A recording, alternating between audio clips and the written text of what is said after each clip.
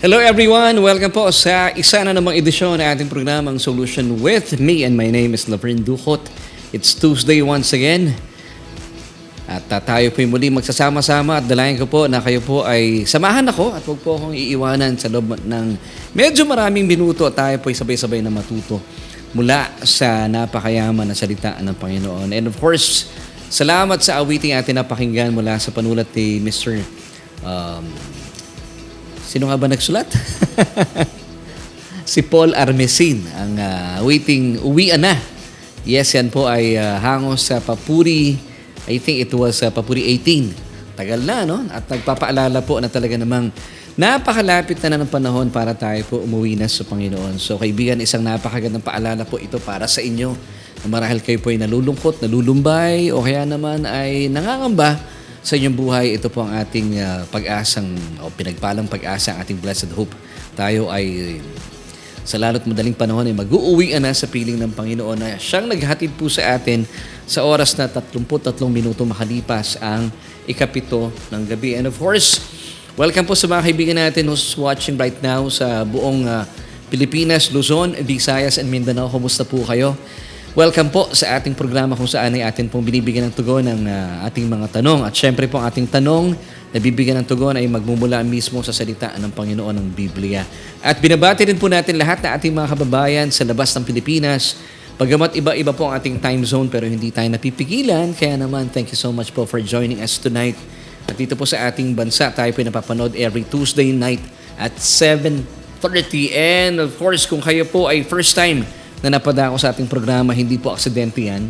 Alam pong itinalaga po ng Diyos yan because maganda po ang plano niya sa inyong mga buhay-buhay. At kung kayo po ay nanonood sa ating YouTube channel o kaya sa ating Facebook page, please don't forget to like, follow, share, and subscribe. And of course, do not forget to hit the notification bell so that you won't miss an episode. At sa gabi pong ito, ang ganda po ng pag-uusapan natin sa diyang napapanahon. As always, sa biyaya po ng Panginoon. And gusto muna nating batiin po lahat ng mga kaibigan natin nag-celebrate ng kanilang birthday. Belated happy birthday once again kay Sister Andeng Siruhano.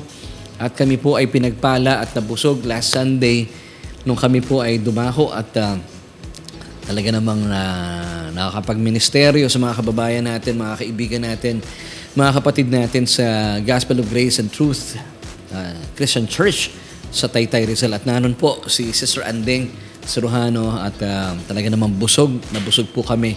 Hindi lang sa kwentuhan, kundi po sa napakasarap ng mga pagkain. So once again, belated happy birthday kay Sister Andeng at kay Pastor Melvin. I believe he's celebrating his birthday today. Pastor Melvin Lavandero. Yes, maraming salamat sa buhay mo. Nakita naman kami last Saturday with his wife. Yes, kakakasalan ni Pastor Melvin. Congratulations and best wishes. Kami po ay napagpala at hindi lang pinagpala yung aming fellowship, ay pinagpala rin po kami sa kainan. So maraming salamat din. Hello kay Sister Angel Lavandero, ang butihan may bahay ni Pastor Melvin. So happy birthday at sa lahat po ng mga nanonood sa atin ngayon. Meron ba tayong mga nanonood na gusto mong ipabati sa atin? Yes, magandang gabi po sa mga kaibigan natin. Of course, kay Pastor Willie Tiongson Laigo mula sa Nueva Vizcaya. Good evening sa iyo, Pastor. At kay Sister Sally Geronimo, Sister Jackie, hello po sa inyo. Miss na namin, of course, na-miss namin sila Sister Jackie na kasama natin last Sunday. Yan. At binabati din po natin ang Bible Study Group ni Pastor Willie Laigo. Ang pangalan ba nila ay eto In Jesus We Are Graced. Yun ang kanilang Bible Study Group. Of course, good evening po kay Mami Betty, kay Sister Dan Guevara, Sister Lani Diesta, Sister Rosal Camara, Sister Fe Mapala, Sister Gemma Tomlin. Mag-anak kaya ni ni Mr. Chris Tomlin o kaya at saka si Sister Eileen Obligacion. Magandang araw po sa inyo ng Tuesday, and thank you for joining us tonight. We're hoping kompleto ang In Jesus We Are Grace Bible Study Group ni Brother Willie Laigo. Sana po ay kasama namin kayo na nagba-Bible study tonight. And good evening kay Sister Jackie Alcantara. Mapagpala sa iyo, kapatid, at sa kanyang si Brother Makoy, ang kanyang hubby. Hello, Brother Makoy, good evening. Good evening po sa inyo. Kasama rin natin sila Sister Corazon Bondok. Mapagpalang gabi po sa inyo. Good evening po kay Sister Andres o Brother Andres Mendoza. Yun, kapatid. Thank you po. And hello, good evening po kay Sister Luz Peralta. Kumusta na po kayo? Kay Tenika Encarnacion at sa kanyang butihing at poging-poging hubby na si Brother Jason. Brother Jason, thank you so much for blessing me. And of course, kay Sister Anna, maraming salamat po sa inyo. Meron na akong bagong gear na gagamitin. And Sister Manilet Alcaraz, birthday ba ni Sister Manilet Alcaraz? She is watching right now. Maraming salamat po for joining us tonight. And Brother Fidel Gabiola, magandang gabi po, Pastor Laverne, at of course sa aking may bahay. Mami Jo, magandang gabi po sa inyo. At binabati rin po natin Sister Jamila Bautista Buenafe at sa mga kaibigan po natin sa labas pa ng Pilipinas. Sister Medi Remo, hello, kumusta po kayo? And sino po ba? Sila Brother Alan, maraming salamat po for joining us. Of course, binabati natin Sister Mylene de la Cruz Gale. At marami pang iba. At siya nga pala, kung kayo po ay naghahanap ng t-shirt na pwedeng isuot para ikalat ang mabiyayang mensahe ng Ebanghelyo, available po aming mga t-shirts sa atin pong theme for 2024. Ang theme ng Solution Grace Church, Occupy Till I Come, and of course sa atin pong advocacy for our campus ministry na Race Grace for only 499 pesos. At please get in touch with us sa atin pong Facebook page, and of course sa atin pong mga awitin na binigyan po natin ng disenyo. Ang Babalikan Mo Ako mula sa Papuri 23 and ang Cruise mula sa Papuri 25. Yan din po ay for only 499 pesos. So mapagpala po kayo sa mga t-shirts na yan at maging pagpapala rin sa mga nakakabasa. Amen. At binabati rin po natin si Carl na nanonood ngayon. Maraming salamat po for joining us tonight. At kung kayo po ay naniniwala na I believe na papagpala sa ating gawain, pwede po bang pakishare na po natin ngayon? Sabay-sabay tayo. In 1, 2, 3. Yan. At sige po, sabay-sabay natin i-share yung ating gawain. Nang sa gayon ay hindi lang tayo mapagpala, hindi lang tayo ma-inform, because even po yung ating mga kaibigan, kakilala at mga kapamilya ay mapagpala at mabuksan din ang kanilang isipan sa mga katotohanan at masagot ang kanilang mga katanungan mula mismo sa salita ng Panginoon. And tonight, ang atin pong pag-uusapan may kinalaman sa katanungang ito. So kung kayo po ay nanonood, gusto po namin malaman ang inyong damdamin sa loobin at ibigay po sa amin marahil inyong haka-haka at sagot sa ating katanungan for tonight. So ipapakita natin sa screen yung ating question for tonight. So please, pakiredy na po inyong mga sagot dahil gusto po namin marinig ang inyong tugon sa ating tanong. So this is our question for tonight. Who are these elect in Matthew 24 verse 24, and how can we endure to the end to be saved according to Matthew chapter 24 verse 13 naman. So dito tayo sa mga key verses natin, mga questions po ito. Alamin natin, sino-sino po itong mga tinutukoy na elect in Matthew 24 verse 24, at paano nga ba talaga manatiling tapat hanggang wakas para tayo daw po yung mga ligtas according to Matthew 24:13. Of course, dito lang yan sa inyong programa.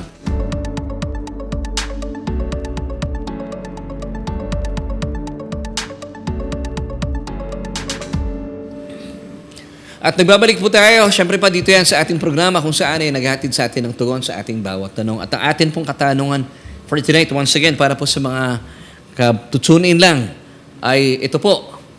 Who are these elect in Matthew 24:24, and how can we endure to the end to be saved according to Matthew 24:13? So dito tayo sa Matthew 24 at bibigyan natin ng tugon ang ating mga questions na ito. Dalawa po ito na sasagutin po ng salita mismo ng Panginoon. Kasi alam ko pong marami po akong karanasan kapag ako po ay nai-invite, especially sa mga churches noon, actually hanggang ngayon yung aking observation, kasi ako po ay talagang advocate po ng rapture. Kaya nga po yung kanta natin kanina ay uwian na. Dahil ako po ay naniniwala that there will come a time, and this time is so soon, malapit na po ito, na talagang tayo po ay katatagpuin ng Panginoon sa alapaap. And then, going back sa aking gustong bigyan ng pansin, ano po, kapag ako po naimbitahan noon hanggang sa ngayon, ng ilan sa mga churches, kasi pangkaraniwan nga po, sa gitna po ng aking pagbibigay ng mensahe, may topic ako, at of course, bunsod ng paggabay ng Banal na Espiritu na bibigyan ko po ng panahon at natatalakay ang rapture sa maiksi nitong paglalahad at pagpapahayag. Napapansin ko yung mga kapatiran natin kapag binabanggit ko po ang mga information, revelation about the rapture of the church. Marami po sa mga kapatid natin, sa mga simbahan, ang tila hindi po na-excite at hindi gaanong ikinasisiya itong mga pagtalakay sa isyong ito.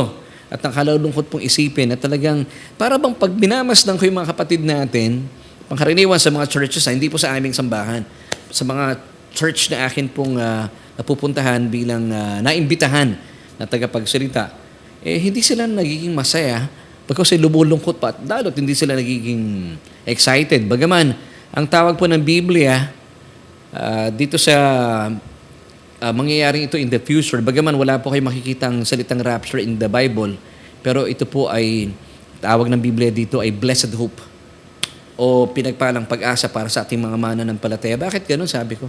Ba't mukhang hindi sila pinagpapala sa pag-asang ito? Basahin po muna natin bilang patunay na ito po ay nakasulat sa Biblia, found in Titus 2:13. Looking for the blessed hope, see?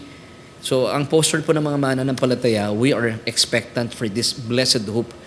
Ano itong blessed hope na ito? And glorious appearing of our great God and Savior Jesus Christ. Because when this time comes, finally, face-to-face po natin makikita ating Panginoon Hesukristo at hindi na po tayo mawawalay pa sa Kanya. So, dapat excited tayo at kinagagalak natin ang panahong ito. Kung kailan po ito, hindi ko alam. Wala nakakaalam. Ang nakakaalam lang po ang ating Ama sa langit. Pero definitely, this is a glorious event na dapat po nating pakaabangan. Pero bakit nga kaya hindi po na aaliw, hindi nasisiyahan, hindi nagagalak, at hindi po na-excite ang ilan? Huwag na nating sabihin karamihan, pero ang katotohanan, marami na rin po sa ngayon kasi napapansin ko rin maraming church na ngayon ang hindi na po nila pinag-uusapan at hindi nila ibinabahagi sa kanilang mga sambahan ang patungkol sa rapture of the church. Sa wikang Griego, ang tawag dito ay harpazo. Sa Latin naman ay rapturo. Yan. So, bakit nga po kaya?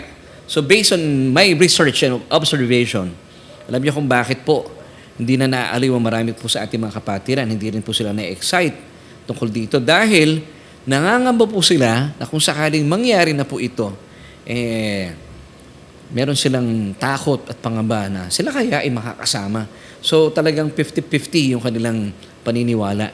Hindi sila makatayo sa kanilang blessed assurance. Hindi sila makatayo sa kanilang matibay na pundasyon kung sila ay makakasama dito. Sa paniniwala po kasi na ilan po sa ating mga kapatiran na kahit po ang mga Kristiyano ay pwede pa rin malinlang sa mga huling araw. At ito po ay mababasa natin at ito po ay pinagbabasihan nila sa Matthew chapter 24 verse 24. Ito po yung mga key verses natin. Isa po ito. So ano sila sabi ng Matthew 24:24 na kinatatakutan ng marami sa ating mga kapatiran? For false Christs and false prophets will rise and show great signs and wonders to deceive, if possible, even the elect. So yung pong word dito na elect, na alamin natin, sino ba itong mga elect? Who are these elect na binabanggit po ng talatang ito? So that's the first question na atin pong bibigyan ng tugon sa atin pong Bible study na ito. At saka meron pang isang famous verse still found in Matthew 24 na talaga naman nagbibigay daw po sa kanila ng kabigatan na talaga bang anong gagawin namin, pastor? Kasi may mga iba na ako nakausap. Anong gagawin namin para kami po'y makasama? Kasi ano bang sinasabi nitong Matthew 24:13? This time, basahin naman po natin. But he, sino tong he na ito? Hanapin natin sino tong he. Who endures to the end shall be saved. At syempre, pamoso po ito sa Tagalog. Basahin natin sa Magandang Balita Biblia. Matthew 24:13. Still, ngunit ang mananatiling tapat hanggang wakas ang siyang maliligtas. Kaya naman, ito po yung mga tanong na ating sasagutin sa gabing ito. Once again, so yung question natin, who are the elect in Matthew 24:24? At how can we endure to the end to be saved according to Matthew 24:13. So alamin po natin. Pero bago tayo tumungo dyan, pag-usapan po muna natin at sagutin natin ang ilan sa mga nagtatanong po sa inyong lingkod na sinasabi nila, alam niyo Pastor, alam mo, Laverne, ay medyo tinatablay na ako sa aking pananampalataya, sa aking pamumuhay bilang mananampalataya, at tila nawawalan na daw po sila ng pag-asa dahil sa mga panahong ito, ayon sa kanila, ay napapansin nila, ang dami ng mga nagsusulputang mga katuruan na sa kanilang pakiwari ay sadyang kakaiba. At yung iba talaga namang nagugulat sila paano nasasabi ng ilang mga tagapagturo ito. So, sabi ko sa kanila, wag po kayo manlulupaypay, wag kayo nawawalan ng pag-asa dahil sinasabi po mismo ng Biblia at hindi po kayo dapat na nagtataka bilang mga mananampalataya na talagang natural po at mangyayari po ang mga bagay na ito sa mga huling panahon. And I believe that we are in the last days. So, kung kayo po ay naguguluhan, natatakot, nagugulat, nagugulantang dahil may mga bagong mga katuruan na nagsusulputan at isa pa dito ay marami po sa ating mga kapatiran ang nadidisappoint because for the longest time, meron silang pinapakinggang pastor, kilala, ay tila nag-iba na ng kanyang panuntunan at pinaniniwalaan at tila nag-iba na rin po siya ng doktrina. So ito nagbibigay ng kalungkutan sa ilan sa mga kapatiran natin. Pero mga kapatid, kung kayo po ay isa sa mga nalulupaypay, nagugulat, nagugulantang at talaga namang litong-lito sa mga nangyayaring ito dahil marami pong nagsusulputan na iba't ibang mga katuruan. Alam niyo po, ito po ay sinabi na ng Biblia. Binigay na po itong hula that in the last days, this will definitely happen. Ang tawag po dito ng Biblia in Greek ay apostasia or apostasy sa English, which means turning away from the sound doctrine. Actually, magkakaroon pa na tinatawag na great apostasy. Kailan? Kapag nangyari na po yung rapture of the church. So, ibig sabihin, mas lalala at lalala pa po ito. So, ano pong ibig kong sabihin? Huwag kayo nagugulat, huwag na po kayo nagugulantang because ito po ay na-prophesied na sa Biblia and this will definitely take place in the last day. So, let me give you couple verses na nagpapatotoo po na ito po ay talagang mangyayari in the last days. 2 Thessalonians chapter 2, verse 3. Let no one deceive you by any means, for that day will not come unless the falling away comes first. And the man of sin is revealed, the son of perdition. Now, yung pong talatang ito, sinasabi dito yung word na apostasy, yung falling away. In Greek, apostasia. It means rebellion, falling away, turning away, departure from the faith, going to the opposite direction. Ito po yung magaganap talaga at yun nga po, nakakalungkot talaga, no? Nagugulat tayo, may kilalang mga pastor o pastor. Ito po, alam ko, ilan sa inyo ay sinusundan nyo po siya, pero talagang nagulat tayo. Ito mga nakalipas na linggo ay talagang nag-iba ng itinuturo. Actually, matagal na po siyang nag-iba. For your information, alam ko panahon pa ng pandemya, naglabas siya. Siya yung unang naglabas ng The Bible is not the Word of God. Meron siyang article. Kaya lang very, subtle yung kanyang sistema. Kaya hindi pa nakahalata ng iba. So, ano pong paalala sa atin? Huwag kayong manlupaypay, huwag kayong magulat. Huwag kayong ma-disappoint because this will definitely take place in the last days. And I believe that we are now in the last days. Yes, tayo po ay nasa mga huling panahon na. Isa pang talata, nagpapatunay na meron pong apostasy o apostasy o yung turning away from the sound doctrine that will happen in the last days. 1 Timothy chapter 4, verse 1. Now the Spirit expressly says that in latter times, some will depart from the faith, giving heed to deceiving spirits and doctrines of demons. Well, prophesied na po ito, so wag na kayo magugulat. So instead na manlupaypay kayo, ma-discourage po kayo, dapat pa nga po maging masaya tayo. Kung may mga tumatalikod sa pananampalataya, of course, malulungkot tayo. Pero it doesn't mean na kayo po ay lalayo din sa pananampalataya because lalo pa po kayo mag-aral, lalo pa tayo mag-aral. Let's dig deeper po sa salita ng Panginoon. Dahil sabi nga, Apostol Pablo, gaya na sinabi ko kanina, mas titindi pa po ito sa paglipas ng panahon. Pero yung tinatawag na great apostasy, this will happen after the rapture of the church. Wala na tayo dito noon. Now, so anong dapat natin gawin? This goes to show na napaka-accurate po ng Biblia. Amen and amen. Dahil noon pa man ay naisulat na po ito para po sa atin pong benepisyo. So ibig sabihin na isulat na po ito noon pa man para tayo po ay mapaalalahanan para hindi tayo magulat o mapanghinaan ng loob. At ang dahilan po ng Panginoon ay para mapagtibay ang ating pananampalataya sa Kanya. Amen? So kung kayo po ay napapagpala ng mga isinulat ng ito ng Biblia, please pakilagay po sa ating comment section. Amen. Isaiah 42 verse 9 tells us, "Behold, the former things have come to pass, and new things I declare before they spring forth, I tell you of them." So, isinulat po ang mga hulang ito para pag nangyari, mapagyaman yung ating pananampalataya sa Diyos. At alam niyo po ba, mismo ang ating Panginoon, isinulat din po ang mga hulang ito para pag nangyari na, talagang maniwala tayo sa Kanya at manampalataya. According to John chapter 14, verse 29 this time. "And now I have told you before it comes." Alam niyo sino po nagsasalita dito? Ang ating Panginoong Jesus mismo. "That when it does come to pass, you may believe." Sabi niya, alam niyo ba na isinulat ko na o sinabi ko na sa inyo ang mga mangyayari ito in the future para pag nangyari ito, kayo ay maniwala sa akin. So, imbes na mawalan po kayo ng pag-asa, dapat nga po maging masaya po tayo. At lalo pa tayong magsipag na ipamalita po na sabihin natin na totoo at napaka-accurate ng salita ng Panginoon. Dahil isunulat na po ito long time ago, pero nararanasan natin sa ating kapanahonan. Actually, sabi ko sa Panginoon, "Lord, thank you dahil minarapat niyo po sa panahon ko ngayon." Yun din po sinasabi ko sa aking may bahay, sa aking mga anak, na nagkakaroon po ng unveiling itong mga hula na naisulat long time ago sa Biblia. At sa panahon ko, sa henerasyon ko, ay nararanasan ko po ang katuparan ng mga nakasulat na sa Biblia. Amen. So, dito na tayo. Let's go back po sa ating question na tatanungin. Sino ba itong mga elect na tinutukoy? Sino itong mga taong ito na tinutukoy na Matthew 24 verse 24? Na in the last days daw po, ay malilin lang pa.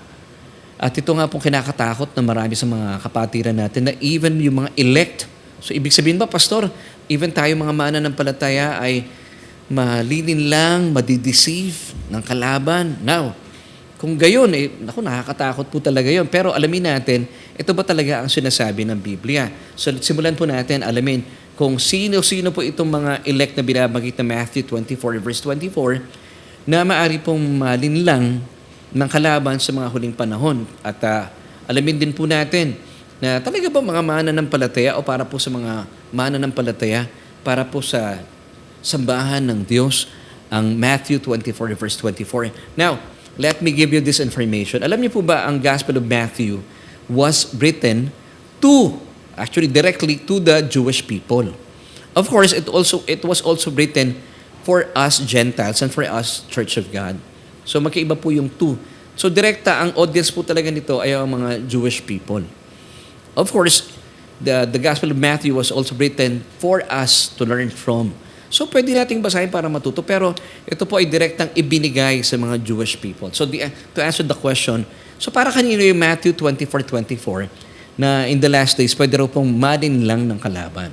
Ito po ba'y para sa ating mananampalataya, sa ating sambahan ng Diyos o the Church of God? Ang tawag po dito ay Ecclesia, the called out ones, para po ba ito sa mga born again Christian na, yung mga elect na tinuturing dito, o sa mga Hudyo? Well, I've got good news for you. Hindi po ito isunulat para sa ating mga mananampalataya. Kasi po, hindi na tayo malilinlang. Alam niyo kung bakit? Paano ka naman nakakasiguro dyan, Laverne? Now, bibigyan ko po patuloy sa inyo mabubuting balintang ito. Hindi po ito talaga para sa atin bilang mga mananampalataya, bilang kabilang sa sambahan ng Diyos or sa Ecclesia. Tayo po iyon. Hindi para sa atin to, kundi para po ito sa mga Hudyo. Amen and amen. So, ang tinutukoy po ng mga elect dito sa Matthew 24 verse 24 ay mga Hudyo at hindi po tayo mga Kristyano.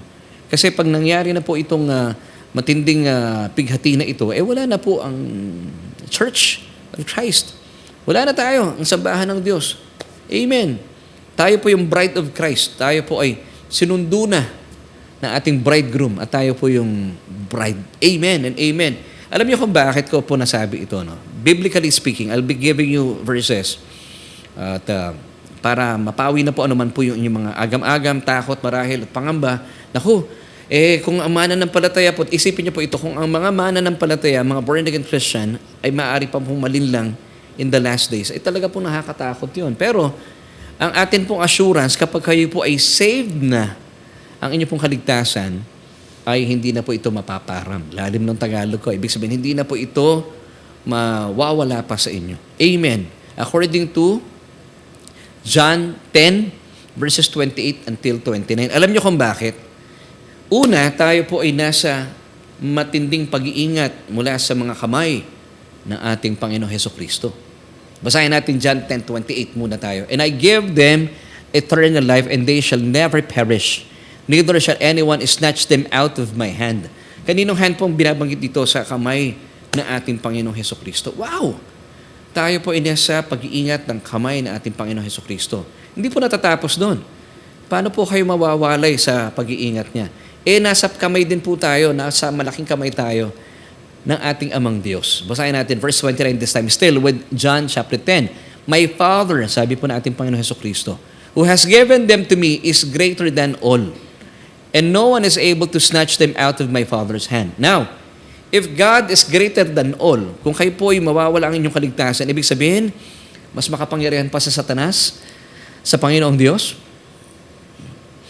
Hindi po ako mag-a-agree doon because sabi po dito mismo ng talata. At ang nagsasalita po dito, by the way, ang ating Panginoon Hesukristo. Once again, Kuya Aves, pakita natin yung verse 29 ng John chapter 10. My Father, take note, my Father, who has given them to me. Sino po nagbigay sa Panginoong Jesus? Sino po ang nagbigay sa atin sa Panginoong Jesus? Ang kanyang Ama. He is greater than all. So basically, siya po ang pinaka-dakila sa lahat. Now, kung mas dakila po si Satanas, doon kayo matakot. Now, ano pang sabi ng talata? Let's continue. And no one is able to snatch them out of my Father's hands. Wow! So, nasa kamay ka na ng Panginoong Jesus, nasa kanya ka ng masidhing pagkalinga, at nasa malaking kamay ka pa ng Diyos, matindi na yun. Hindi ka wala po ni sino man na mas dadakila at mas makapangyarihan pa na pwede kang dukutin sa mga kamay ng Panginoong Jesus at ng ating Panginoong Diyos. Now, ito pang isang magandang balita. Tayo po ay nasa masidhing at selyadong pagkalinga ng Banal na Espiritu. Wow! So, yung Holy Trinity po, it's at work sa ating kaligtasan, sa ating pong ating kalagayan. Talagang tayo po ay kanilang pinaka-iingat-ingatan. Ephesians chapter 1, verse 13. In Him, you also trusted after you heard the word of truth, the gospel of your salvation, in whom also having believed, you were sealed with the Holy Spirit of promise. Amen. So hindi lang tayo nasa kamay na ating Panginoong Hesukristo. Actually, safe na po tayo. You are safe, secured sa kamay ng Panginoon.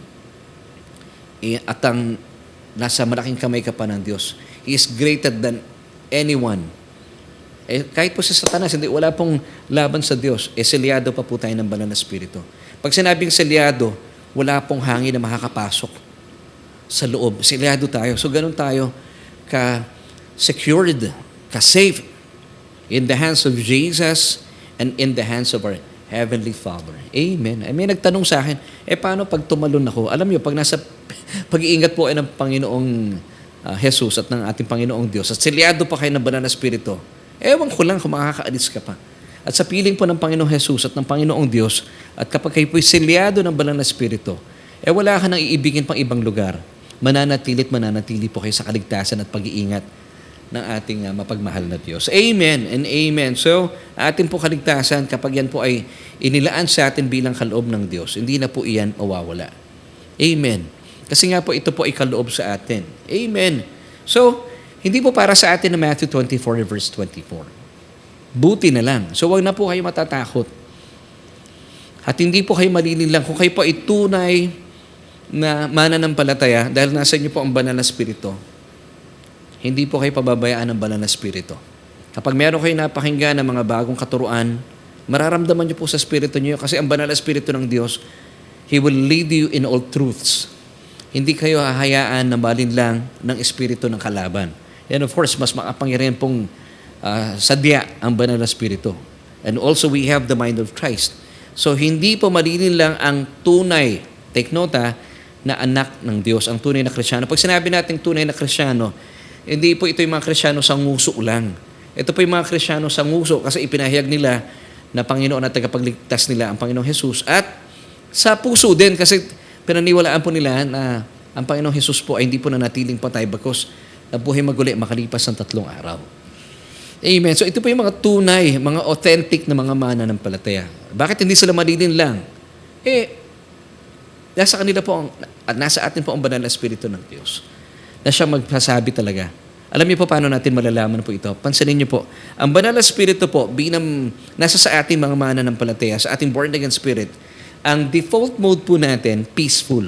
Pansinin niyo po kapag kayo po nakakapakinig ng mga bagong katuruan, pag nawawala po inyong kapayapaan, doon po kumikilos ang banal na Espiritu. Pero ang default mode po natin ay peaceful, mapayapa. Pero kapag alam mong hindi tinatanggap na yung spiritong katuroang yan, di ba? Sabi po ng 1 John chapter 4, test every spirit. Yun. So kapag tinitest natin by knowing na kapag nawawala po inyong kapayapaan, parang nagkakaroon ng ligalig, ng kung anumang bagay na hindi po nagbibigay ng kapanutuhan sa inyong espiritu, yun po malalaman natin. Pagkilos po ng banal na espiritu. So once again, ang default mode po natin mananampalataya ay peaceful. Amen. So dito naman po tayo, alamin natin, kung para kanino po sinasabi naman, yung ikalawang verse natin, nabibigyan ng katugunan mula sa salita ng Panginoon. It's Matthew chapter 24:13. Na marami pong natatakot talaga dito at ginagamit din po itong panakot na ilan sa mga pastor at tagapagturo. Basahin natin sa New King James Version. But he who endures to the end shall be saved. Sa magandang balita, ang sabi po dito, ngunit ang mananatiling tapat hanggang wakas, ang siyang maliligtas. Now, ang question ko nung araw, nung ibinigay sa akin yung talatang ito, sabi sa akin, bago-bago ako mananampalataya, Laverne, para makasama ka sa rapture, dapat manatili kang tapat hanggang wakas, nang sa gayon, ikaw ay maligtas. Na para po mapawi na po ang inyong mga takot, pangamba, agam-agam, bilang isang mananampalataya, at para hindi rin po magamit na ilang sa mga tagapagturo ang talatang ito para kayo po ay takutin at bigyan po ng duda sa inyong buhay bilang mananampalataya. Alamin natin. So once again, the question is, para kanino po ba itong Matthew 24 verse 13? So maganda po nating alamin. So Matthew 24:13 is also written to the Jewish people. Direkta po but and not to the Church of God. Hindi po ito para sa ating mga mananampalataya. Alam niyo kung bakit? Because yung Matthew 24 po, basically, hati ito Pero pangkaraniwan, ito po ang tinatawag ng mga theologians sa Olivet Discourse. Na kung saan kausap po ng Panginoon Jesucristo ang kanyang mga alagad sa Mount of Olives. So, it's not, Matthew 24 is not about the rapture of the church. It's all about the tribulation period. And then papunta sa second coming. So, ibig sabihin, itong talatang ito ay tinutukoy dito, ay hindi mananampalataya. It's not the Church of God. Hindi po tayong eklesiya. Kasi, pag nangyari po ito, raptured na po tayo. Wala na tayo dito sa mundo. Na-raptured na po tayo ng ating Panginoon. Amen. So kung ikaw isa ng mananampalataya, Kristiyano, hindi po para sa inyo ang Matthew chapter 24, verse 13. Inuulit ko po. Dahil sa panahon tinanggap niyo na po ang Panginoon Jesucristo. Nung time na yon, kinonfess mo with your mouth, the Lord Jesus Christ, at pinaniwalaan mo, binuksan mo yung puso. Hindi naman po inyong uso, binuksan mo yung puso. At naniwala ka, sabi ng Romans 10 verse 9, B, yung ikalawang bahagi, na pinaniwalaan mo na hindi po nanatiling patay ang Panginoon Jesucristo. So, nung tinanggap natin ang paanyaya ng Diyos, kinalala mo si Kristo na nabuhay na maguli mula sa kamatayan. Doon pa lang naligtas na po tayo. So, ang kaligtasan po natin basically ay hindi po nakabatay sa ating mga ginagawa at mga gagawin pa sa hinaharap. Hindi po. Ang ating pong kaligtasan, basically, ay bunga sa atin ng biyaya sa atin ng Diyos. Tayo lamang po ay sumang-ayon na nampalataya sa katotohanan ito. According to Ephesians chapter 2, verses 8 till 9, For by grace you have been saved through faith, and that not of yourself. So wala po tayong iniambag. It is the gift of God. So ano bang ginagawa sa gift? Tinanggap lamang po. Kasi kaloob regalo. Verse 9, Not of works as anyone should boast. So kapag sinasabi pong not of works, ibig sabihin hindi natin pinagtrabahuhan. Kasi kung sinasabi natin siyang mananatiling tapat hanggang wakas, ang siyang maliligtas. So kung ito po ay para sa mga mananampalatayang kagaya natin, babalik tayo sa works.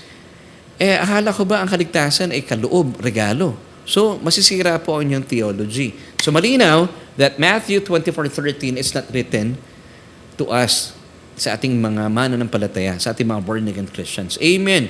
Dahil ang kaligtasan po ay sadyang, kapag ito po ay inilaan na sa inyo ng Diyos, tinanggap mo, abay, hindi na po ito mawawala. Dahil nasa pag-iingat nga po tayo ng Panginoong Hesus, gaya na sinabi ko kanina, nasa mga kamay ka pa, malaking kamay ng ating Panginoong Diyos. Siya po, sabi ng talata, siya po ang pinakadakila sa lahat at sa pag-aaruga at kalinga ka, selyado ka pa ng banal na Espiritu. Bigay ko lang po sa inyo once again yung mga verses na ito bilang patunay para naalala po natin. No, John 10, verses 28 to 29. Sabi ni Jesus dito, nagsasalita, and I give them eternal life. Wow! And they shall never, pag sinabing never, double negaton, double negation. Pag sinabing never, hindi talaga, and they shall never perish. Neither shall anyone snatch them out of my hand. Wala po makakadukot sa kamay ng ating Panginoon. Verse 29, and my Father who has given them to me is greater than all, and no one is able to snatch them out of my Father's hands. At ang maganda pa po dito, sabi pa ng susunod na talata, tayo po isilyado na ng banal na Espiritu bilang mga mananampalataya. Ephesians 1:13, in Him you also trusted after you heard the word of truth, the gospel of your salvation, in whom also having believed, you were sealed with the Holy Spirit of promise. Wow, praise God. So talagang mapapanghawakan po natin, kaya pala ang gospel indeed is good news. So ang Matthew 24:13 po, gaya po na sinabi ko kanina, hindi po siya about the rapture of the church. It's all about the tribulation period. Ang tawag po dito sa Tagalog ay mararanasan po sa mga panahong ito yung masidhing kapighatian na sadyang hindi pa nararanasan sa kasaysayan ng mundo. Kaya nga po tayo nagbabahagi ng salita ng Panginoon because we want more people to be saved. Yun po ang gusto natin. Kaya po ang aking paglalambing sa iyo every time na meron tayong Bible study o kaya kahit hindi tayo nagba-Bible study na tapos na yung Bible study, paki-share po yung ating mensahe, yung ating pong broadcast nang sa gayon marami pong mapagpala. So once again, pag sinabing tribulation period, ito po sinasaad po sa Matthew 24. Pag sinabing tribulation period, ito na po yung panahon na kung saan mararanasan po ng tao ang galit, hindi lang ng bawat tao. Mararanasan, kasi di ba, pag puno-puno ng galit ng tao, tribulation din po iyon. And then, ibubuhos pa ng Diyos sa mga panahong ito, ang kanyang galit at puot sa mundong ito. And then, pagkalipas ng 3.5 years, yung second half ng 7 years, mararanasan din po ng Israel at ng buong mundo ang galit ng kalaban ni Satanas. So talaga pong ito pong taon na ito, 7 taon ng dakilang kapighatian, sadyang hindi pa po nararanasan sa kasaysayan. Masidhi po ito. Ito rin po ay pinapatutuhanan sa Matthew chapter 24. Amen. So ito pong, kung bakit po sinabing silang mananatiling tapat hanggang wakas, ito po ay para po sa mga naiwan sa rapture. Now, bakit sila sasabing mananatiling tapat hanggang wakas? Ito po yung mga taong, I believe sila yung nakarinig na ng salita ng Panginoon. Pero nung time natin sa ngayon, sa dispensation ng biyaya, before the rapture happens, napakinggan lang nila, siguro head knowledge lang, hindi nila pinaniwalaan, hindi nila tinanggap ang Panginoon Jesucristo. And since meron silang head knowledge, narinig na po nila yung rapture, and it already happened, so naniwala na sila. So sa panahon ng tribulation, kung bakit sila po nanatiling tapat, mas minarapat po nilang tanggapin ang Panginoon Jesucristo. At sa pamagitan po ng pagtanggap, inayawan po nilang magpatatak. At ito yung tatak na tinatawag na mark of the beast, yung 666. Kaya po sila ay napugutan ng ulo. Ang tawag po sa kanila ng Biblia ay mga tribulation saints. So tayo po mga mananampalataya, hindi tayo tribulation saints. Tayo po ay bride of Christ. Yung tribulation saints po, maliligtas pa rin po sila, pero kailangan na po silang pugutan ng ulo, mabigat po at masakit po yung kanilang daranasin. So I suggest, kung kayo po nakakapakinig na ng salita ngayon pa lang tanggapin nyo na po ang paanyaya sa atin ng Diyos. Kasi may ilang nagsasabi, hindi, doon na lang ako tatanggap sa Panginoon pag nangyari na yung rapture. Alam niyo po, mahirap sa panahong yon. Masidhi pong kapighatian yon. Ngayon pa lang po natin gawin. Kasi kung ngayon po, napakalaya natin tanggapin ng Panginoon, samantalahin po natin ang pagkakataon. Pag lumipas na po ang rapture, mas mahirap po nun. At kapalit na po nito, hindi na po yung, kasi hingi po ito ng dugo na po ninyo ang maisasalang dito. Kaya po kailangan pong pugutan ng ulo. Sila ang mga mananatiling tapat hanggang wakas. Kaya po sila maliligtas. Revelation chapter 7, verse 14 tells us, "And I said to him, Sir, you know," so he said to me, "These are the ones who come out of the great tribulation and washed robes and made them white in the blood of the Lamb." So nakita po sila. Talaga namang dinilis sila ng dugo ng ating Panginoon Jesucristo. Sila po yung mga napugutan ng ulo sa panahon ng tribulation. Now, sa panahon po ng tribulation period, bakit tayo po ay confident na hindi natin mararanasan po ito? Kasi po wala na po tayo sa panahon yon. Na-rapture na po tayo. Amen. So bilang mga mananampalataya, hindi po natin mararanasan talaga. Ako po advocate po talaga ng pre-trib. I believe that the rapture will take place first. And then the tribulation happens. Mauna muna yung rapture kasi bakit mo daranasan na masiding pighati? Tayo po yung bride of Christ. Bilang tayo po ikakasal sa anak ng Diyos. Papayag ba yung anak ng Diyos na ipabubugbog tayo sa kanyang ama? It doesn't make sense. Although sa panahon natin sa ngayon, may naniniwala sa mid-trib na sa kalagitnaan daw po ng tribulation magaganap ang rapture. It doesn't make sense for me. At ito pa yung malala, post-trib. Mararanasan talaga. All throughout the tribulation period, mararanasan ng isang mananampalataya ang hirap ng buhay. Now, if this is true, mid-trib and post-trib, sabi ng 1 Thessalonians 4:18, "Therefore, comfort one another with these words." Mako-comfort po ba kayo? Halimbawa, sabihin ko, kapatid, mararapture tayo, pero mapupugutan tayo ng ulo. Kapag sinabi ko po ba sa iyo, ma-encourage po ba kayo? Mako-comfort po ba kayo? It doesn't make sense. Di po ba? Mako-comfort ko po kayo, mako-comfort tayo ng salita ng Panginoon kapag sinabi natin na, mga kapatid, mararapture po muna tayo bago po mangyari ang tribulation period. Amen. Kasi nga po, bago po ibuhos ng Diyos ang kanyang galit sa mundong ito, aalisin po muna niya ang kanyang mga anak. Amen. If you believe this, pakilagay po sa ating comment section. Amen. And amen. Now, narito po yung mga patutuo sa ating pinag-uusapan. 1 Thessalonians chapter 1, verse 10, "And to wait for His Son from heaven, whom He raised from the dead, even Jesus, who delivers us." Now, take note of the us dito. Sino po yung us dito? Born again Christians. Tayo po ito, the church. Who delivers us from the wrath to come. So, mauna yung rapture because God will deliver us first from the wrath to come. Bago po niya ibuhos yung kanyang puot at galit sa mundong ito, i-deliver po muna niya tayo. Iingatan niya tayo. At tayo po ay dadalhin niya sa piling ng kanyang bugtong na anak, ang ating bridegroom. Amen. Because we are the bride of Christ. Amen. Tayo po mga mananampalataya. Sundan pa po natin ang 1 Thessalonians 5:9. "For God did not appoint us." Sino po yung us dito? Yes, tayo pong church. "For God did not appoint us to wrath, but to obtain salvation through our Lord Jesus Christ." Amen and amen. Isa pang talata found in Revelation 3 verse 10. "Because you have kept the word of my perseverance, I also will keep you from the hour of testing." Now, that's a tribulation period, mga kapatid. That hour which is about to come upon the whole world to test those who dwell on the earth. So, tayo po ay lilisan na dito sa mundong ito. Ang tawag po dito ay harpazo. Come on, say this with me. Harpazo. Amen. Or the snatching away of the saints or the church. Amen and amen. So, tayo po mga mananampalataya, once again, we are the bride of Christ. Hindi po hahayaan ng ating bridegroom na maranasan ng kanyang ikakasal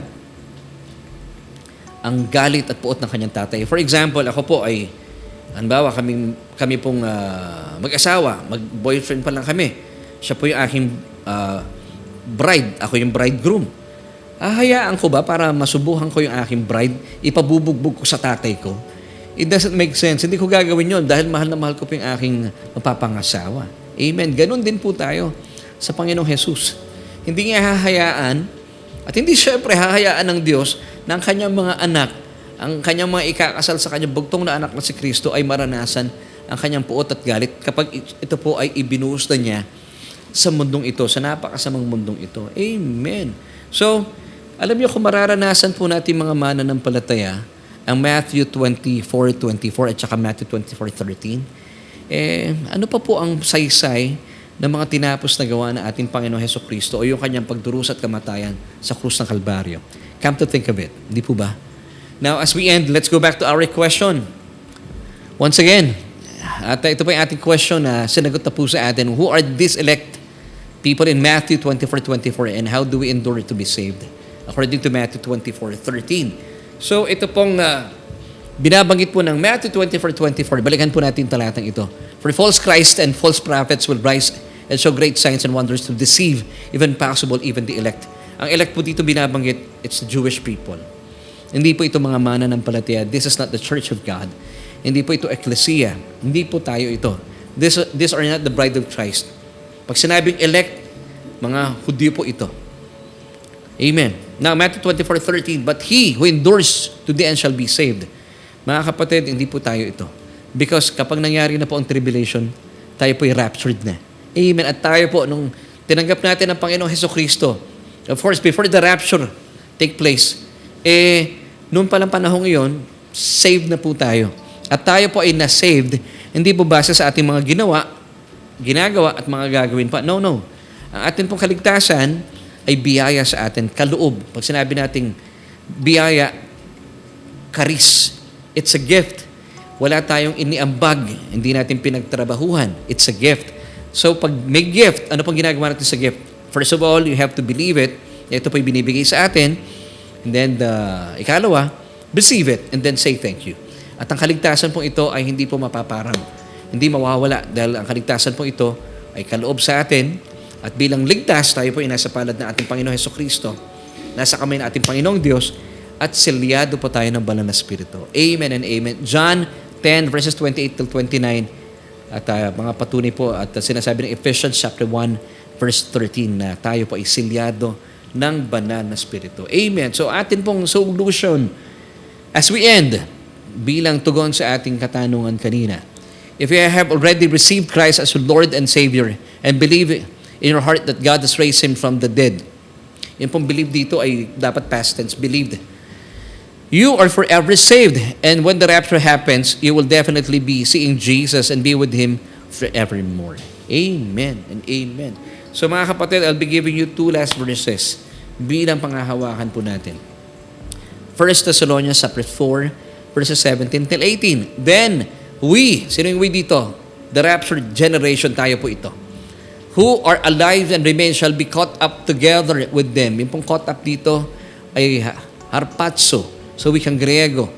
Together with them. Sino po yung with them? Yung po mga nauna nating mga kaibigan, mga kapamilya, na mga mananampalataya. So magkakaroon po ng great reunion sa langit, in the clouds to meet the Lord in the air, and thus we shall always be with the Lord. So, pag nangyari na po yung rapture, we will be seeing Jesus face to face, and we shall be with Him forevermore. Verse 18, that's why, sabi ng verse 18, therefore, comfort one another with these words. Amen and amen.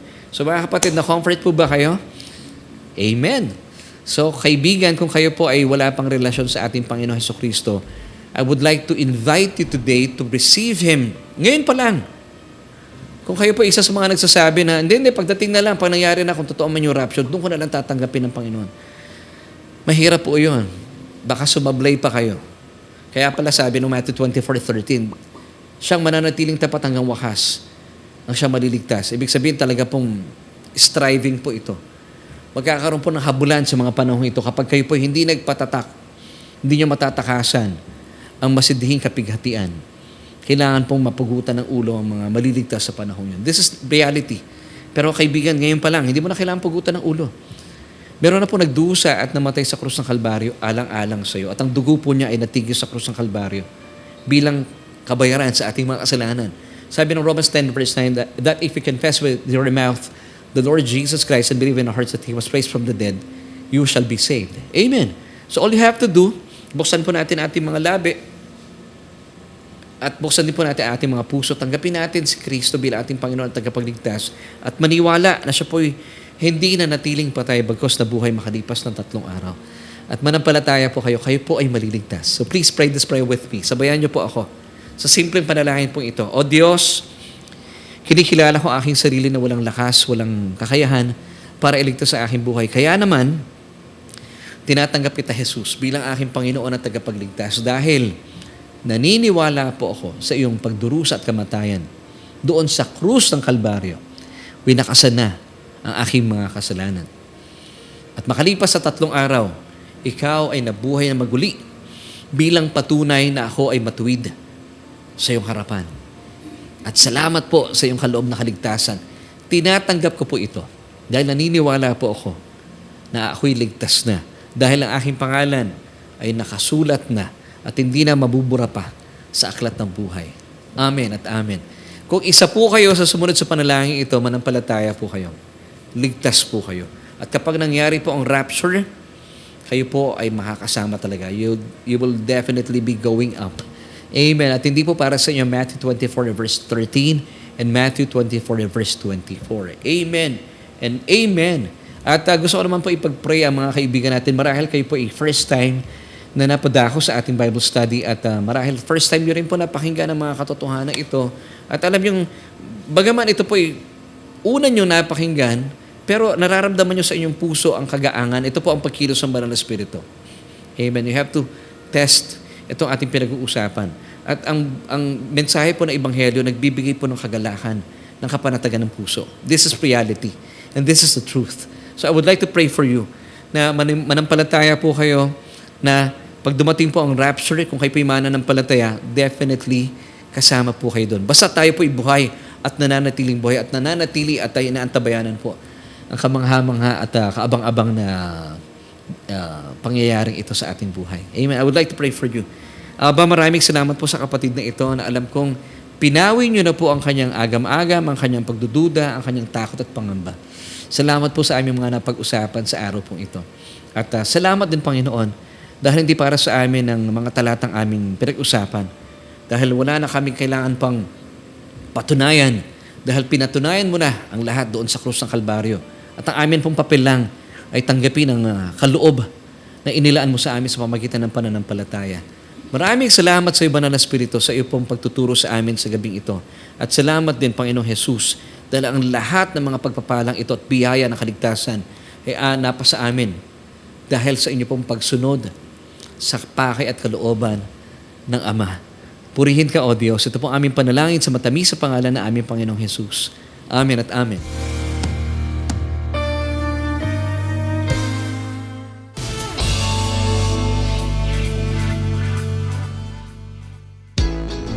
Well, kaibigan, thank you po for joining me tonight. Isa pong mapagpalang gabi at tayo pinasa huling bahagi na. Once again, this is Solution with Laverne Ducot at salamat po for joining me tonight at dalayan ko po na napagpala kayo. At kung kayo po'y napagpala at naniniwala sa ating mga pinag-uusapan, pwede po bang pakishare yung ating broadcast tonight?